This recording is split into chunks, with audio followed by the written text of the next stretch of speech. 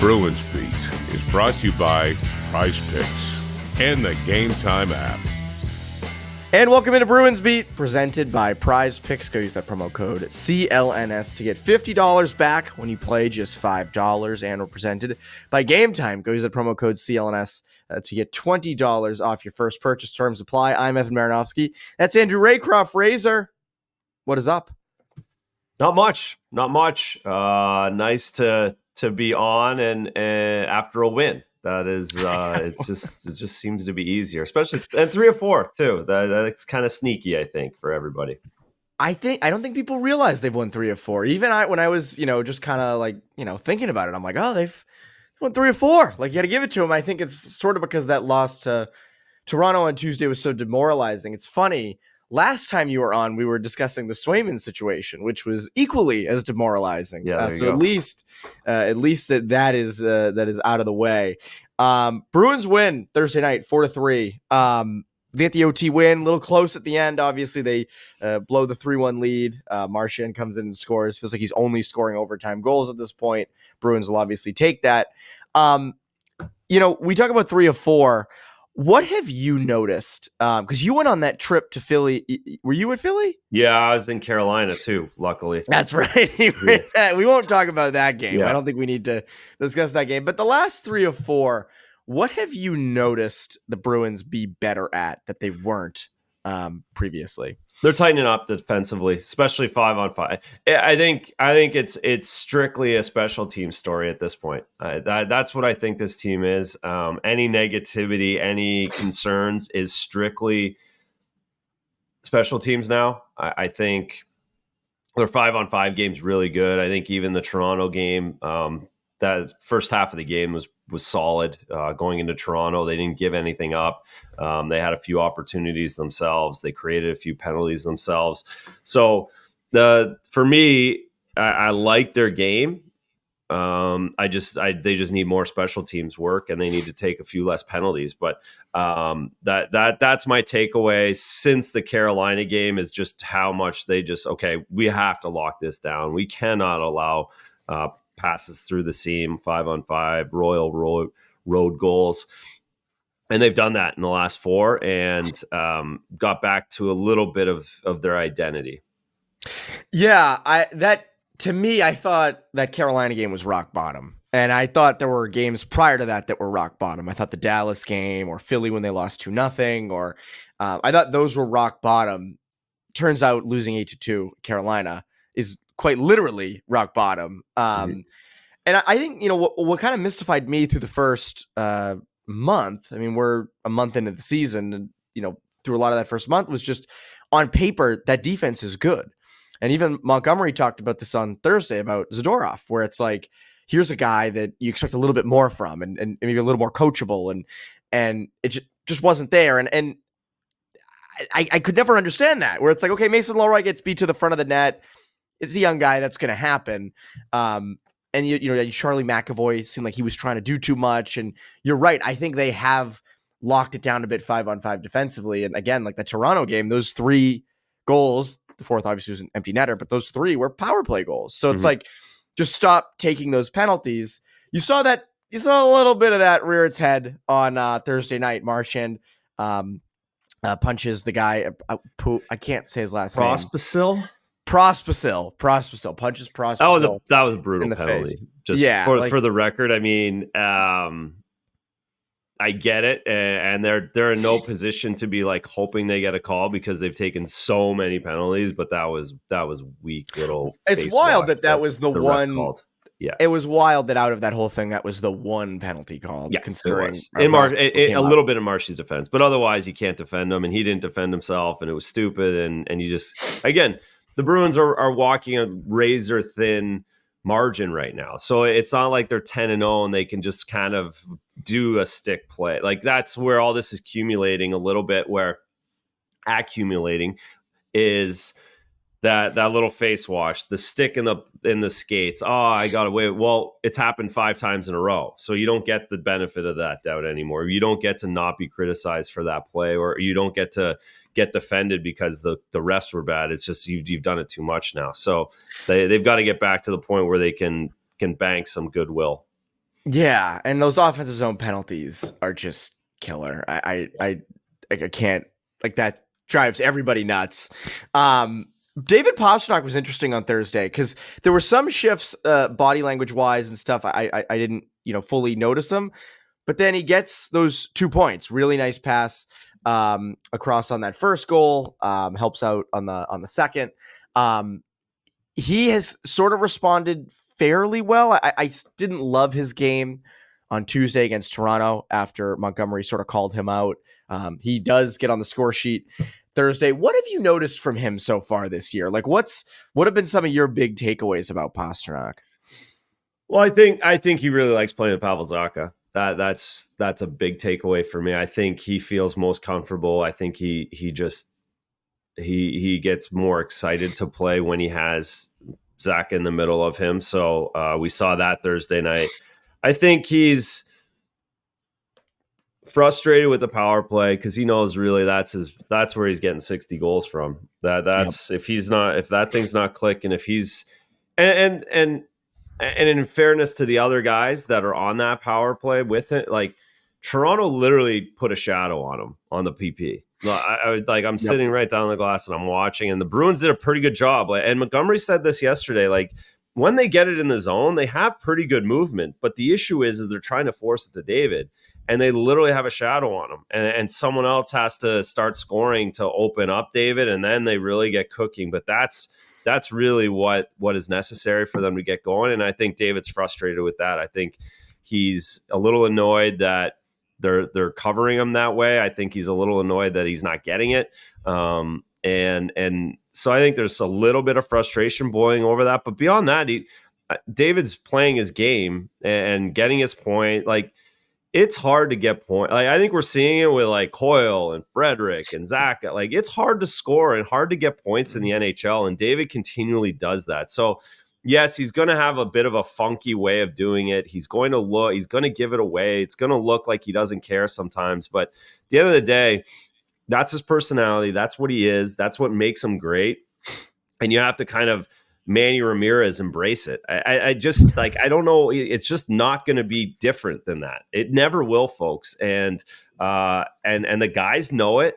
I talked to the guys that played with him at different times, and they laugh about it. Like, yeah, that's David. That's what David does. And it is Manny being Manny. It's David being David. I really think that's kind of where we need to settle in with him on this contract in the next 13 years. He's going to get 100 points. He's going to be great. He's going to do some cool stuff. He's also going to frustrate somebody at times. But at the end of it, like, you look at his playoff number, like, there's nothing you can like critique him on in his career. He shows up in the playoffs. He shows up in the tough times. He scores overtime goals, all of those things. So I think what we've seen is a little bit more frustration again because of the power play, but really just David being David. It's funny. I remember last year in the playoffs, people being like, "Oh, Pastrnak, he's a playoff choker," and it's like, no, he isn't. Like, it's crazy. You looked at his stat line in the playoffs. Have you looked at his numbers in the playoffs? Would you please do that for me? And I've never understood that. And I think you're right. I think there is a little bit of Manny being Manny with him, where there are going to be some, times where he doesn't exactly hustle to the bench to make a change as the far side wing, and you kind of have to take it. And when he puts up 2 points like he did last night, you really have to take it. I think it's interesting with the power play because, like, I thought when they signed Lindholm, and this could still happen. I mean, again, we're a month into the season. We'll get into sort of, what the kind of outlook on this team is. But I thought Elias Lindholm would be more of a threat from the bumper and would kind of, as Bergeron sort of drew attention in the bumper, which kind of helped open up Pastrnak, and you had two legitimate threats. I don't feel they have two legitimate threats now with that power play. It just feels like it's Pastrnak. How does that power play change? Is it McAvoy at the top? Is it, putting Lowry up there? Like, what have you seen out of that power play so far that's made it unsuccessful? Well, I think I like, look at the goal Calgary scores last night. They just throw a wrister at net. Sharon Govich puts a stick on it, goes up and over Korpisalo. I think a couple of those could really, like the Leafs sucked. The Leafs power play was the worst in the league. They get 3-on-3 and then they start feeling good. I think the Bruins need a little bit of that. They do need a little puck luck. Like, they've been around the net. They've had a little opportunity. They need something good to happen. I think that'll start it. That's first. Like the power plays are very cyclical, and unfortunately, the Bruins power plays started out a little on the wrong side of the cycle to start the season. So there's a major focus. There is a little bit of that, but. I think you need to solidify a threat up top. I know David likes the pass from the right-hander up there, but I think Lindholm can move the puck. I like Lindholm more than Lowry. Lowry's very good offensively and like the skill level. I'm not sure if he's completely figured out how a power play works. At times, I think he still wants to do a little bit too much on his own. I think the Bruins need to move the puck quicker. And sometimes it can end up on Six's stick just a little bit too long, not in a bad way, but just in this scenario, I think 27 just kind of zips it a little bit more at times, even though it's that lefty doesn't quite work as well going over to the flank. But the rest of it's on those guys in that little corner, figuring out that bumper play, figuring out Lindholm. I think Marshy again, like 2 posts last night off wristers. Yep. One was on the power play. If that goes in, like I think we're getting closer with Brad and developing that low play, because they've scored 2 great power play goals. The one to Coyle, that Coyle made the great play the other day, and the one Toronto. You got to really think. I think it was Toronto. Yep. I wasn't there. I know I watched it on TV. It was the one game I didn't watch it. I think it was Toronto where Brad gets it over to David. It was Toronto. It was Stolarz in net. That play's got to get, if they get that, if they can open that up a little bit more. So it's a long, really, that was a really long-winded answer, I think, and I didn't really say much other than they got to move the puck quicker and they have to get confident. You did say stuff. You did. I said, nothing meaningful, or nothing. It's my entire. There's no magic pill. There's no magic bullet. There really isn't. It's just a matter of confidence and zipping the puck a split second earlier, and honestly having a little puck luck too. Yeah, the mobility. They're a little too stationary at times. Yeah. That, I think, is one of their downfalls. I want to get into some of the lines that Montgomery and a comment Marchand made last night. I also want to get into the big question of, are the Bruins mediocre? Or is just this kind of a bad stretch? Are they coming out of it? But first, quick word from our friends over at Prize Picks. The leaves have fallen and the temperature is dropping, but you know what that means. Hockey season is finally here. And there's so many ways for you to get in on the action and win up to 100 times your cash with as little as 4 correct picks on Prize Picks, as you and the world's best players take the game to a new level on the ice, gridiron, court, and much more. Prize Picks is the best way to win real money this hockey season. Which players are going off? Which ones aren't? Make your picks in less than 60 seconds and turn your sports opinions into real money all season long on Prize Picks. Sign up today and get $50 instantly when you play $5. You don't even need to win to receive the $50 bonus. It's guaranteed. Prize Picks also offers weekly promotions that can lead to big payouts like Taco Tuesday. Each Tuesday, Prize Picks discounts select player projections up to 25% to provide even more value for your lineups. Prize Picks invented the flex play, which means you can still cash out if your lineup isn't perfect. You can double your money even if one of your picks doesn't hit. Prize Picks now offers Venmo for quick and easy deposits and withdrawals into your account this sports season. There's really no shortage of ways to participate in Prize Picks, especially during hockey season. This week, I'm picking David Pastrnak for more than 0.5 goals and Nikita Kucherov for more than 1 assist. It's really that easy. So download the Prize Picks app today and use code CLNS to get $50 instantly after you play your first $5 lineup. That's code CLNS on the Prize Picks app to get $50 instantly after you play your first $5 lineup. Prize Picks. Run your game. So Marchand made an interesting comment last night about the lines. He said, quote, when you're thinking, it just slows you down. You have to be able to play fast. It's something we just haven't done a good job of, but it's getting better 5-on-5. I agree it is getting better 5-on-5. But he also added he feels like he has good chemistry with Hampus Lindholm, but adds with the way that Montgomery coaches, he changes the lines a lot, and it could change tomorrow. I think Marchand's right. I actually do like him with Elias Lindholm, which again is not what we anticipated. We thought it would be Marchand with Coyle. Maybe Marchand Lindholm is sort of a good shutdown line. You had Pastrnak to it and that is a good 5-on-5 offensive line. But I don't know.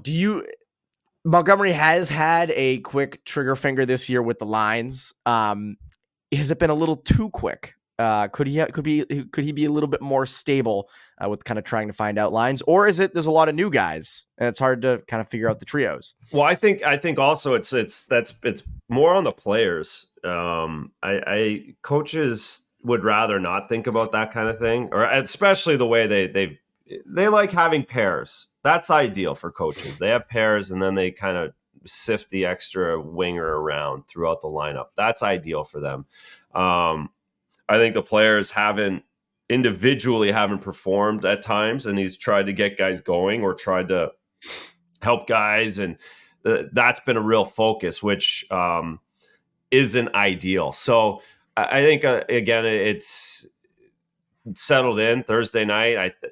There's Zacha Pasta, that just seems so obvious to me. It just seemed it's just happier for them, which then puts. And I also think slotting Coyle on the third line just works better at center. I think you bring Lindholm in to put Coyle as the third line center, and keep Zacha there. That just makes sense to me. I think Zach is a good centerman. Like he's good on the wing, but I think he really gets this system defensively, and he really allows David to go. So I like the way they were slotted Thursday night. I like the pairing of Zacha, Pasta, and then I like the pairing of Lindholm and Marchand. I think that goal in overtime looks so much like 37 and 63 in overtime. Like that is the ultimate 37 type play to get it to Marshy and let him do his thing.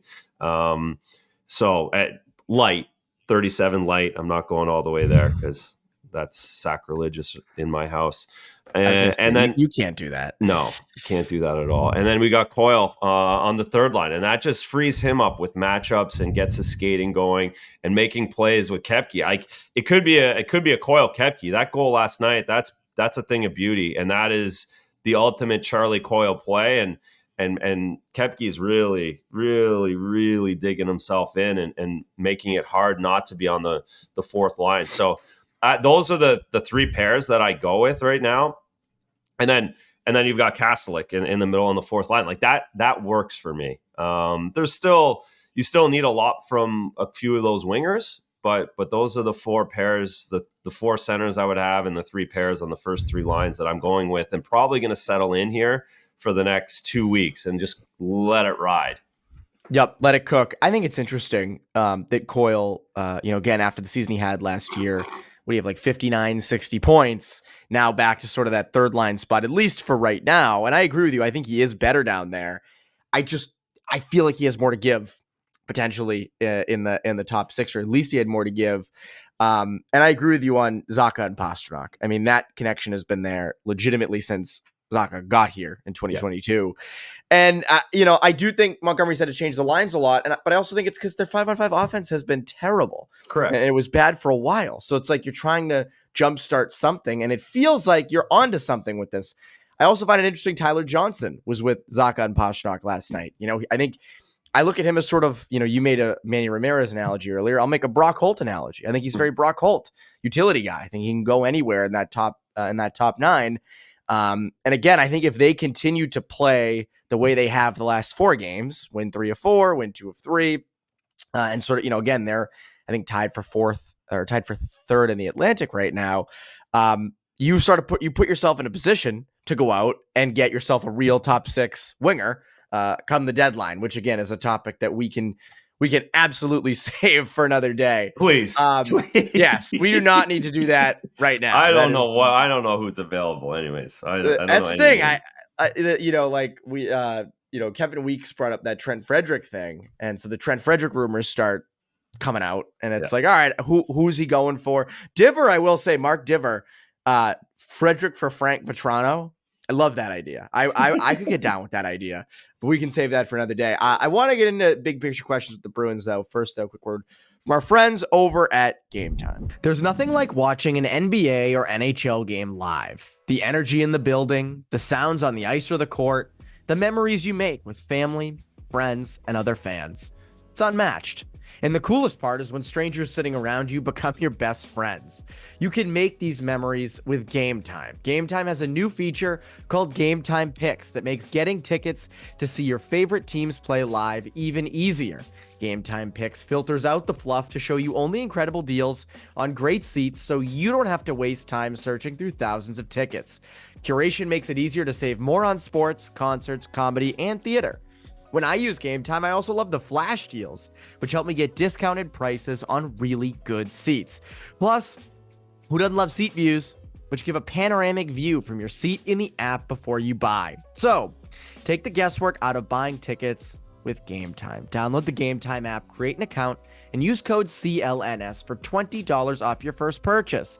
Again, terms apply. Create an account and redeem code CLNS for $20 off. Download Game Time today. What time is it?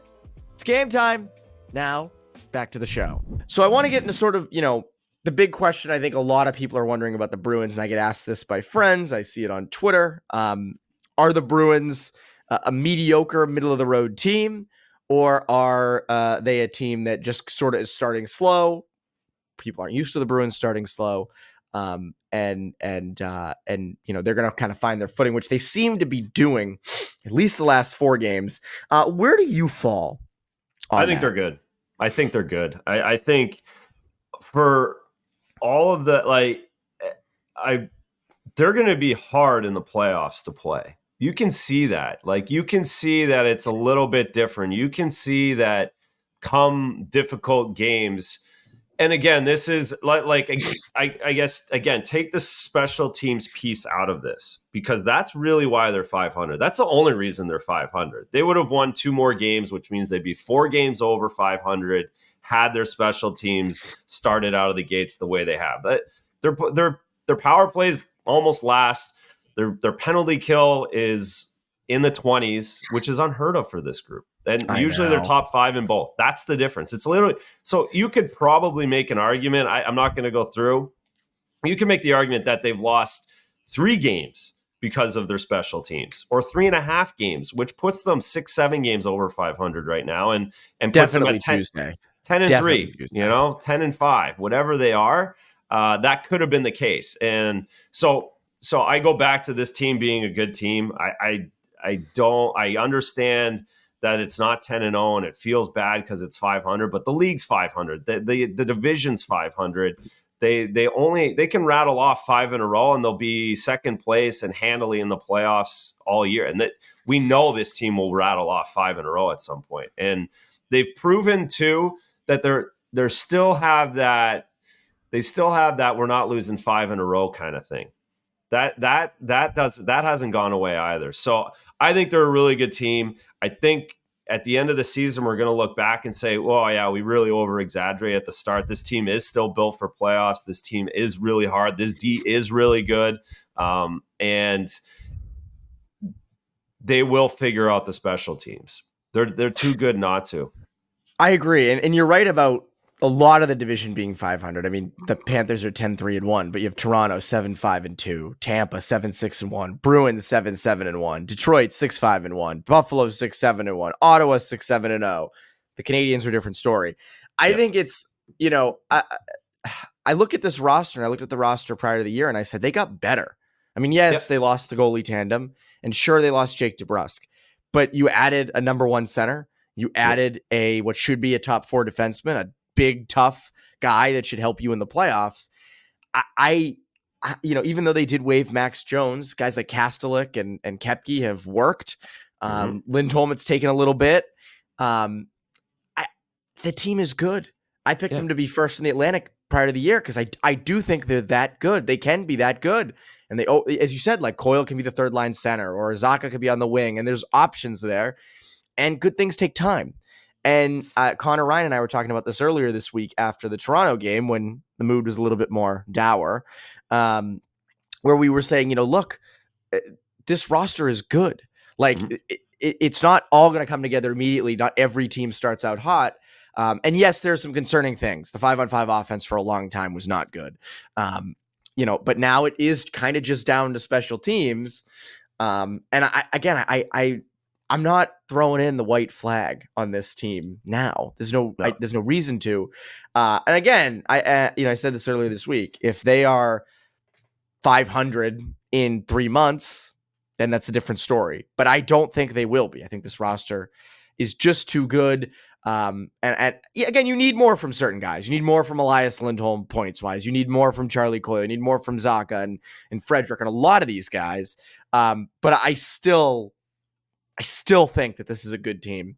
And I agree with you. I think they should be hard to play in the playoffs. And if they're not, then that's a big problem because on paper they should be. By the way, how have you liked being ice side, being the rinkside guy? How have you liked that? Ringside's good. It's somewhat nice to be on the road. Somewhat, I remember why I stopped playing because it is you miss stuff. But it's fun to be around everybody. It's fun to kind of be in the mix again. It's an easy way to travel, certainly, but it's good. I enjoy it. I enjoy being in the game and focusing on the game and picking up little pieces, of course, mostly goalie stuff. But I feel like I have a better handle on the team when I'm down there. Oh yeah, I mean that's a perfect view of it. I imagine that when you're at the desk, Billy Jaffe's just talking to you the entire period. Yeah, that's right. When we're up there, like it's like a revolving door up there in the studio, especially in the garden. At home, we get a good dig in, but so yeah, no, it's been good, but it's fun. Yeah, you've been doing a great job. So it's been awesome to see you ice side. Razor, this has been fun. We'll have to have you back. I usually ask people what they should be looking forward to from the guest, but you obviously are on Nesson, doing a multitude of different things. You also have Morning Brew, correct? Correct. Morning Brew with Jaffe and Razor. So that's keeping us busy as well, keeping me up at night. So check that out as well. You never have too many podcasts on the mix. You know? Exactly. There's lots of traffic out there again. Like, we're back. That's what's fun. And I also look at people are like, oh, you have competing podcasts. And it's like, you can listen to a podcast whenever you want. It's not like you and I are, only at 7 a.m., only at 7 p.m.